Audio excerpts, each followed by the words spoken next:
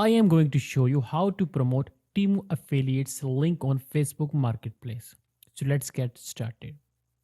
First scroll down to the end and then click on affiliate and influencer earn commission option. Then go to affiliate page. Now here, go ahead and click on pick items. And now here, simply click on product that you want to promote. After that, go to Facebook Marketplace. Click on create new listing and then click on the item for sale. Now here, first add the picture of your product. So let's go back, take screenshots of your product and then go ahead and add your screenshot over here.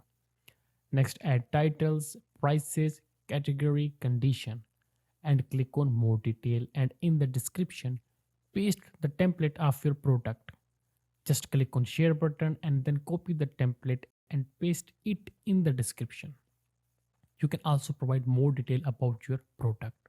Once you're done, click on next and then simply click on publish button and that's it. In this way, you will be able to promote more affiliates link on Facebook Marketplace.